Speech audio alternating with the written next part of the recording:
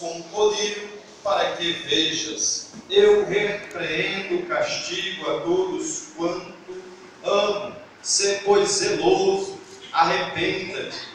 Eis que estou à porta e bato. Se alguém ouvir a minha voz, abrir a porta, entrarei em sua casa, com ele cearei e ele comigo. Ao que vencer, lhe concederei que assente comigo no meu trono, assim como eu me assentei com o meu Pai no seu trono. Quem tem ouvido, ouça o que o Espírito diz às igrejas.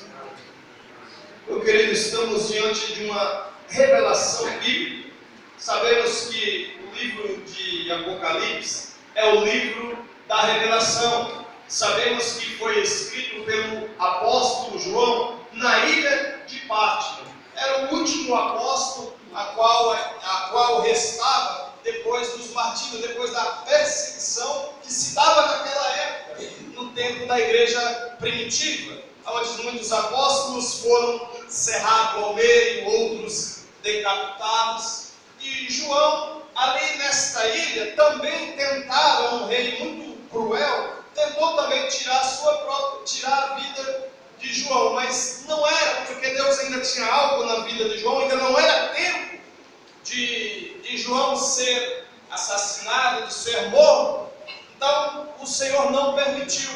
Esse rei, a Bíblia vai dizer que primeiro ele esquenta uma chapa, a crueldade do rei, ele esquenta uma chapa bem quente, pega o apóstolo e coloca. Quando ele coloca, lança o apóstolo nessa chapa para fritá-lo, a Bíblia diz que Deus esfria a chapa. E Deus guarda o seu servo de ungido. Mas o rei ainda não se contentando com isso, a Bíblia vai dizer também que ele pega um tacho de azeite e ele ferve aquele azeite. Aquele azeite, quando aquele azeite está bem quente, bem fervendo, ele pega o profeta novamente para lançá-lo aquele azeite. Quando ele torna lançá-lo novamente, Deus esfria aquele azeite e nada acontece. Mas João, ele, em meio a todas essas lutas, em meio a todas essas perseguições, em meio a essa adversidade, João, ele não desanima. João, ele não deixa se esmorecer. João, ele não se esfria na fé e também não fica morno, parado, estabelecido. Ele continua convicto do que Deus tinha a fazer na sua vida.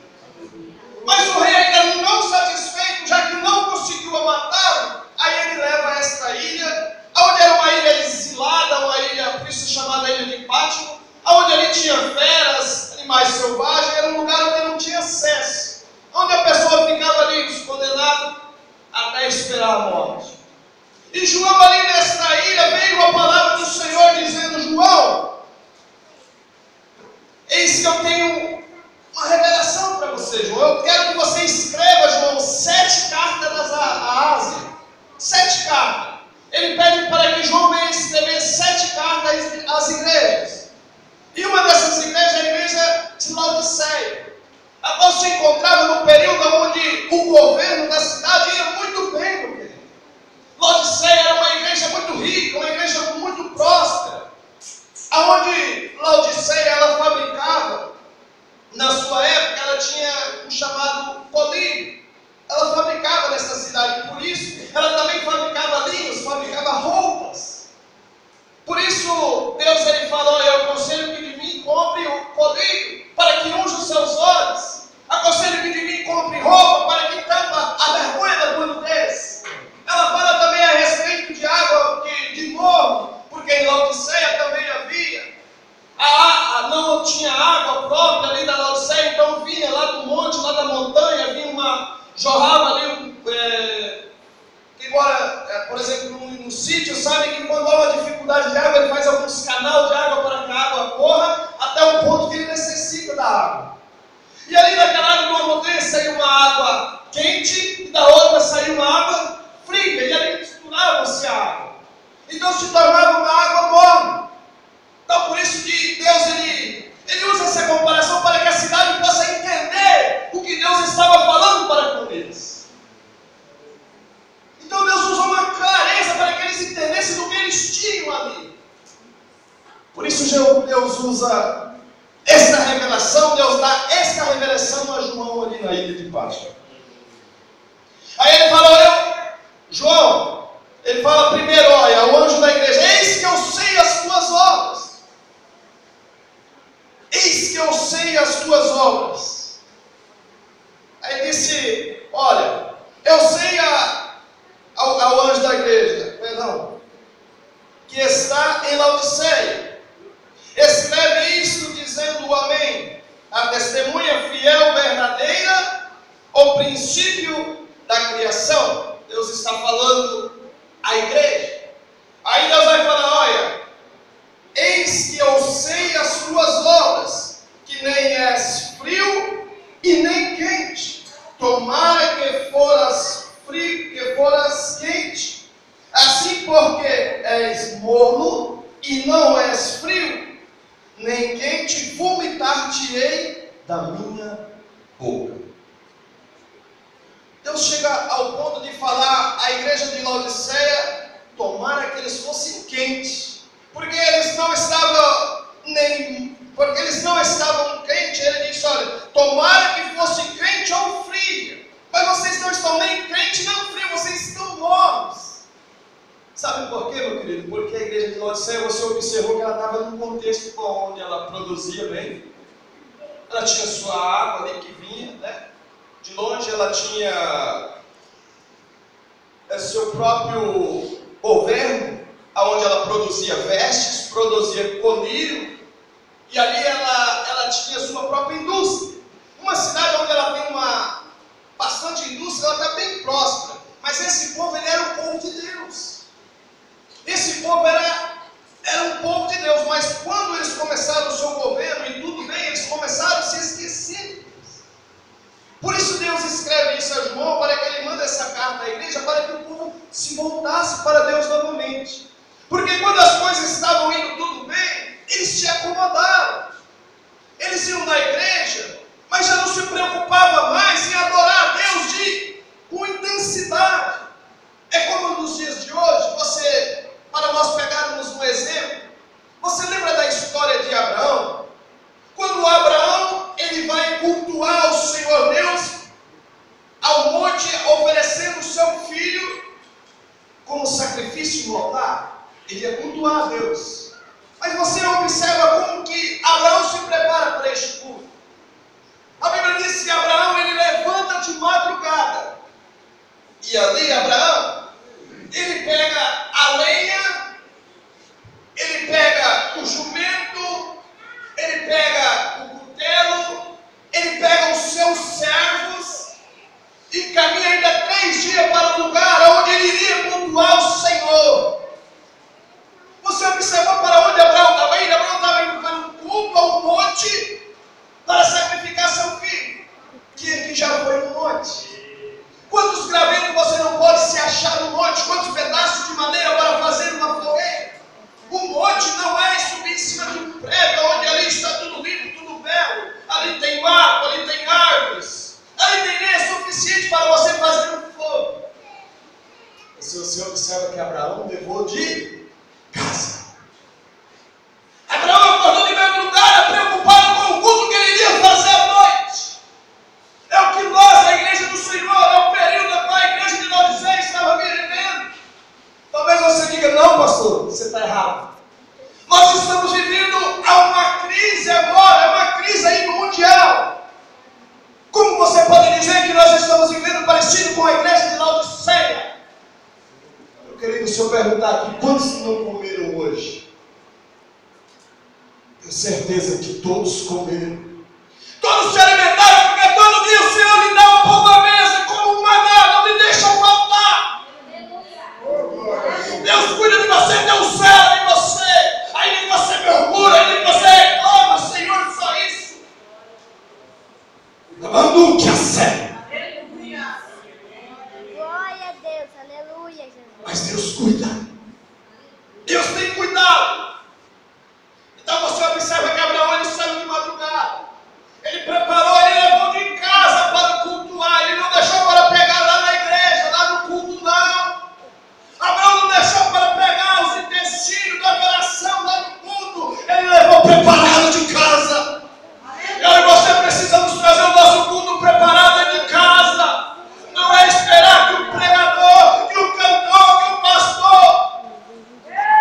vem nos incendiar, aleluia. Vem nos levar a sentir a presença de Deus.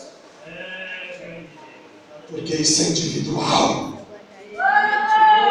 Eu pular aqui, eu soltar, eu pular, eu correr, eu dizer que tem anjo aqui na igreja, muitos vão se emocionar e vão começar a pular e dizer: é verdade, é acreditar.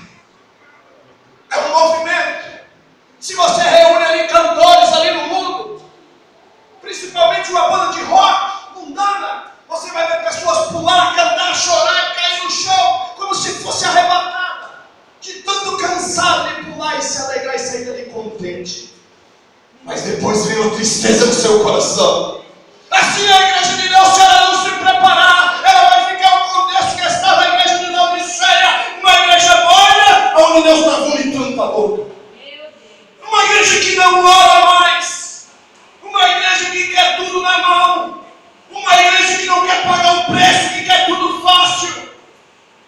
Mandu que a sé, minha mandúria da Simi, aleluia, meu Deus, Santa Rabaga, Suriante, que amando. É, Jesus. Você vê que Abraão não, meu querido, Abraão saiu preocupado. Eu vou para um culto adorar meu Deus. Eu preciso estar preparado. Eu preciso levar lenha para preparar o holocausto, aleluia, para preparar o altar, para adorar o meu Senhor. Ele não ficou esperando pegar lá na igreja, lá no monte, não. Ele já foi de casa. E ainda que o sacrifício, ainda que a adoração dele era seu filho, aquele a qual ele mais amava, mas ele não negou para Deus. Você tem negado muito menos para Deus, meu querido. Você tem negado o seu tempo para Deus. Você arruma tempo para tantas coisas, mas não tem tempo para evangelizar. Você tem tempo para fofocar na casa da vizinha. Você tem tempo para falar mal do seu líder, mas você não tem tempo para falar do amor de Jesus. Você está no contexto da igreja de Laodiceia. Mamando que a sé. Como pode dizer rico sou e não sabe vós ser um miserável, um desgraçado, pobre, nu e cego? Aconselho que de mim compre ouro provado no fogo. Jesus estava dizendo à igreja de Laodiceia. Porque a igreja não se importava mais com Deus. Ah, nós estamos bem, não nos falta nada. O governo estava indo muito bem, a mesa cheia, a mesa farta, para que orar? Não está precisando de nada. Está tudo bem. Para que se esforçar? E Deus fala: dura esta igreja de Laodiceia. E a igreja a qual nós estamos hoje, eu acredito que aqui não tem. Eu acredito que aqui tem crentes fervorosos, aleluia, que não estão adormecidos e nem frios, aleluia, mas estão sedentos para fazer a vontade de Deus, para ouvir a vontade do Senhor. Eu estou dizendo da igreja de contexto geral. Tem muitas igrejas, muitas denominações por aí. Por isso veio a palavra do Senhor a esta igreja, exorta. Deus aconselhou a ele: olha, aconselho que compre ouro e me provado no fogo. Aconselho que de mim compre vestes brancas para que cubra a vergonha da tua nudez. Aí ele diz também: ó, eis que estou à porta e bato. Se alguém ouvir a minha voz, aí eu entrarei. Eu serei com ele e ele comigo. Não pense, eu não pense você que o Senhor vai adentrar o seu coração de uma vez. O diabo, meu querido, ele não pede licença. Basta você dar uma brecha, ele entra na tua vida e faz um estrago, ele tira a sua família, ele tira a sua saúde, ele tira seu emprego, ele tira a sua paz. Sem pedir licença. Mas o meu Deus, a Bíblia diz que o Espírito Santo ele é sensível. Por isso a Bíblia diz que não entristeçais o Espírito Santo de Deus. Não habita em templo sujo. E o templo, meu querido, não é essa igreja. O templo é você. O templo é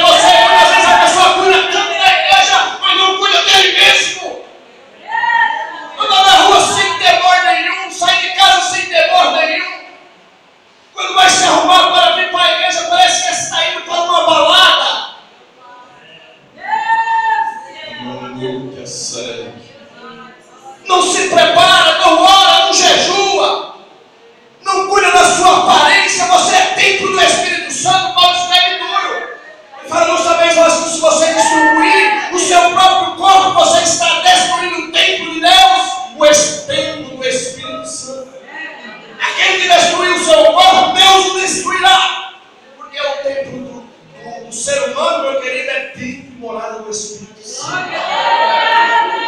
Lembra quando Jesus fica irado? Um momento que nós vemos Jesus ali, não perde o controle não, mas ele fica irado.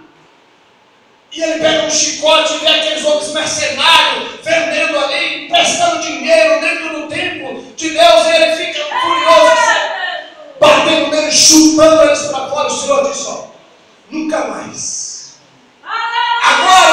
Agora o Espírito de Deus, ele não habitará mais em templo feito pela mão de homem, mas ele habitará dentro do homem. Esse lugar é precioso, esse lugar é importante. Não que esse lugar não seja importante, este lugar é a casa do Senhor, onde nós nos reunimos, onde os santos se reúnem para adorar a Deus.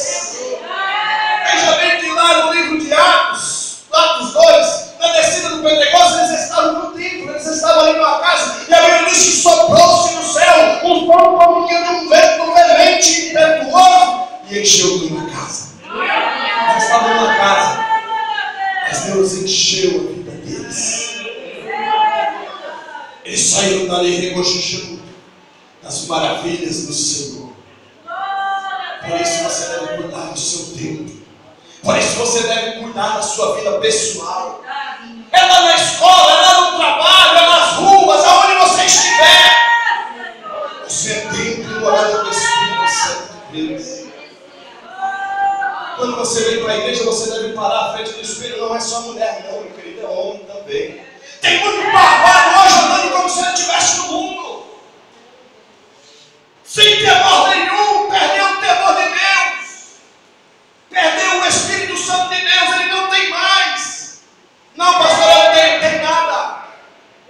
O tempo, a Bíblia diz que o Espírito Santo ele não habita em templo sujo. Não se engane. Por isso Jesus: olha, eu aconselho-te que de mim compre ouro provado no fogo. Por isso ele disse: eu estou à porta. Jesus está à porta batendo. Mas eles não têm nada ouvido, porque deram ouvido à voz do mundo. Porque o mundo tem te seduzido, meu querido. Não é para você ser seduzido pelo mundo, não. Você é para fazer a diferença neste mundo. Você não é treva, você é luz. E a luz do mundo. A Bíblia diz que a luz ela não mistura com treva. Se você está tendo comunhão com o mundo, meu querido, você colocou o Espírito Santo do lado de fora. Muitas igrejas hoje têm colocado o Espírito Santo do lado de fora. O Espírito Santo já não pode mais adentrar na igreja, porque o mundo adentrou dentro da igreja. Como que ele vai adentrar dentro da igreja se ele é santo? Se ele necessita de um coração, aleluia, limpo, puro. A pessoa não ora, não jejua, se espera no mundo, fica assistindo novela, pornografia, fica em redes sociais, Facebook, WhatsApp. Mas eu sei que aquilo ali é tudo mentira. A Bíblia diz, meu querido, que a sua boca falar é que o seu coração está cheio. Você tem falado mais de Jesus ou você tem falado mais da novela ou mais da fulana, da ciclana? Faça uma análise, minha querida. Faça uma análise na sua vida. Se você não está enquadrado como a igreja de Laodiceia estava, uma igreja morna, onde Deus precisa escrever essa carta para que ela desperte. É verdade. Para que ela desperte. Aí Deus disse: olha,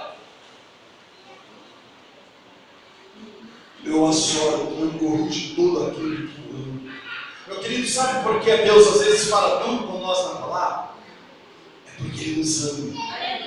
No livro de Hebreus ele fala assim: ó, eu assoro e corrijo todos aqueles que eu tenho por filho, como filho. Porque qual o filho está sem disciplina, ele não é filho, mas ele é bastardo. Se vocês estão sem disciplina, então vocês não são filhos, vocês são bastardos. Mas se vocês estão aceitando disciplina, então vocês são filhos. Paulo escreveu aos Hebreus. Ele falou: olha, se nós sujeitamos a nossos pais carnais, nós sujeitamos, nós obedecemos, quanto mais ao Pai dos Espíritos, que é o nosso Deus. Nós obedecemos a homens porque não devemos obedecer a Deus, porque venhamos a ignorá-lo, a um Deus, aleluia, que demonstrou o seu amor num tamanho tão grande, meu querido.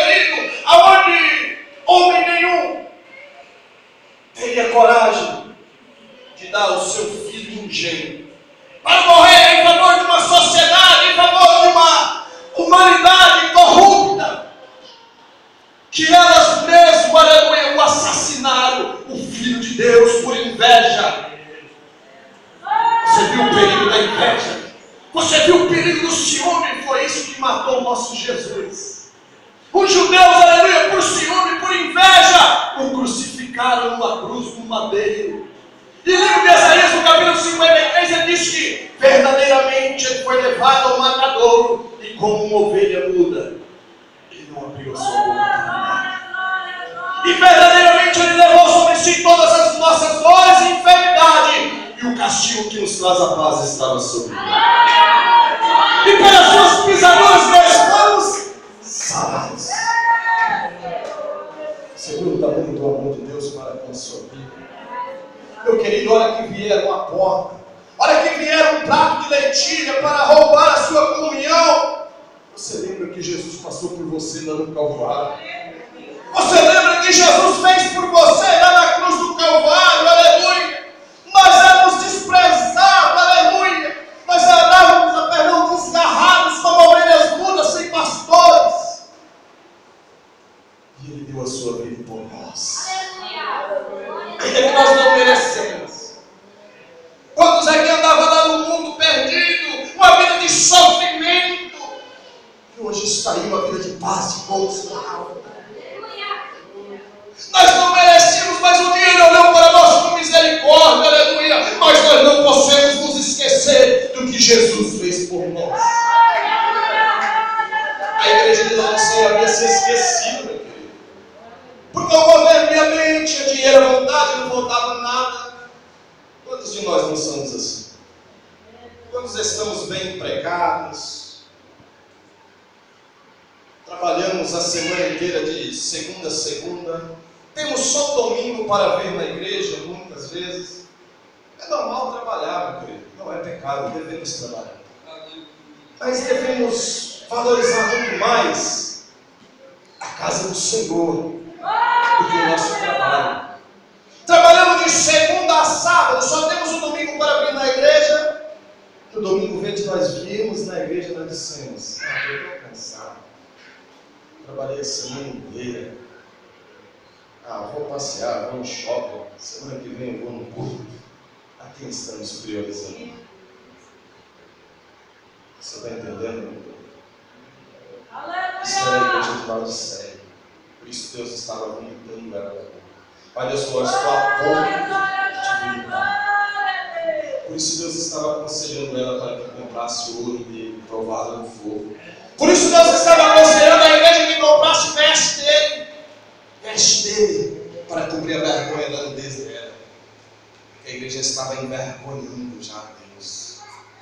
A igreja já estava andando como o mundo, de qualquer maneira. Porque a igreja, quando ela não vigia, a igreja, quando ela não ora, quando ela não prioriza as coisas de Deus, ela anda igual ao mundo.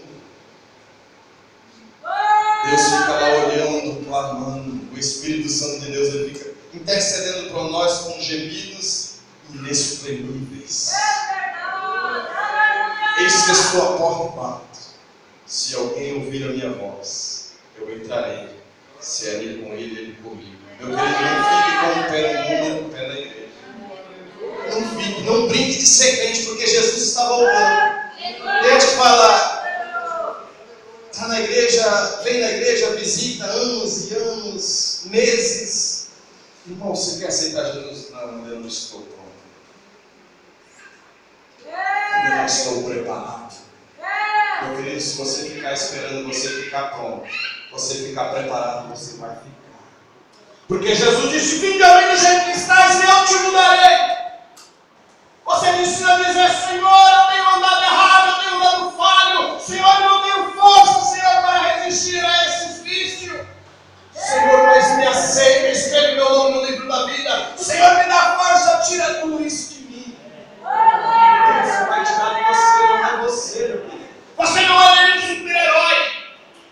Primeiro passo, você precisa entender que você precisa dele.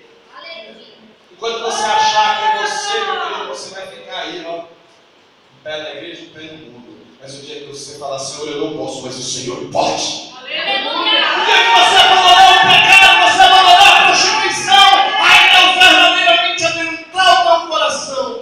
Aí você vai viver em novidade de vida. Mas você precisa entender. Era isso que Deus queria na igreja lá do céu, que ela se rendesse a Ele, que ela se entregasse a Ele, mas ela não se entregava. Dizia, ela estava morta.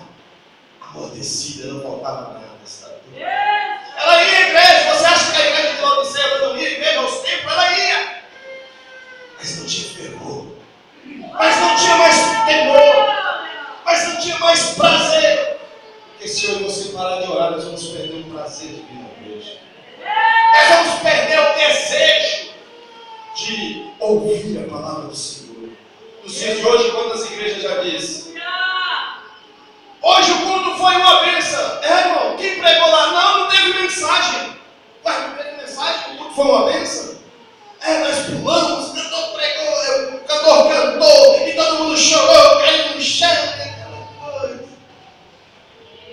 Priorizando as coisas que edificam a carne, mas não edifica o espírito. A palavra do Senhor, é a oração, é a renúncia. Agora você precisamos ter para que Deus possa reinar na nossa vida. Eu quero te convidar de pé com muito carinho. Eu quero orar pela tua vida. Se você tem andado assim, essa é a noite que Deus te chama para você. Faz um conceito comigo. Deus, Ele quer mudar a história da sua vida. Ele quer que você, quando você chegar neste culto, você venha ficar ansioso, não vê a hora do Senhor falar com você através da palavra. Deus quer que você venha voltar ao primeiro amor, aquele que você chegava na porta da igreja, a igreja não estava nem aberta ainda, você estava ansioso para que ela abrisse, para que você dobrasse seu joelho para falar o mistério. E quando você está lá na sua casa tomando banho, você diz: oh, glória a Deus, aleluia. Tomando banho, glorificando a Deus. Senhor, abençoa o culto hoje. Usa o pregador, usa o cantor, usa o pastor. Senhor, fala comigo. É isso que Deus quer fazer na tua vida. Não deixa que a adversidade, aleluia, perpare a sua caminhada. Jesus disse que no mundo nós teríamos aflição, mas tem de bom ânimo porque Ele venceu e vocês também venceram. Os tempos de hoje fica pregando só mar de rosa. Não, meu querido, a Bíblia diz. Escute bem, a Bíblia diz que a mesma adversidade que vem para nós cristãos, a mesma tribulação, a mesma adversidade também vem para o ímpio. O mesmo sol que nasce para o crente também nasce para o ímpio, a mesma chuva. Talvez você diga, tem gente que fala, tem coragem de dizer, quando eu estava no mundo as coisas eram mais fáceis, eu comia melhor.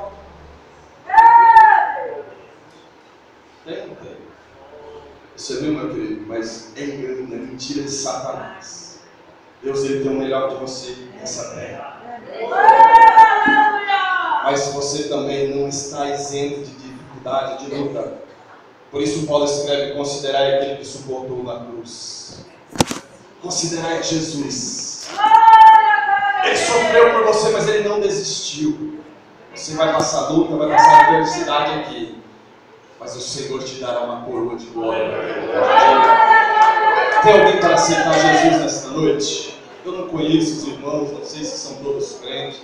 Se tiver alguém afastado, meu querido, não deixe essa oportunidade passar. Quantas pessoas deixaram a oportunidade passar e o inimigo ceifou a sua vida e talvez hoje está lá no inferno clamando por misericórdia. Mas a sua oportunidade passou, não deixe que a sua passe. Talvez hoje pode ser a última oportunidade que Deus está te dando. Eu não te conheço, eu não sei como você está. Talvez você é crente, você diga, não, eu sou crente, eu não desviei, mas você está com mágoa no teu coração. É tempo de você pedir perdão.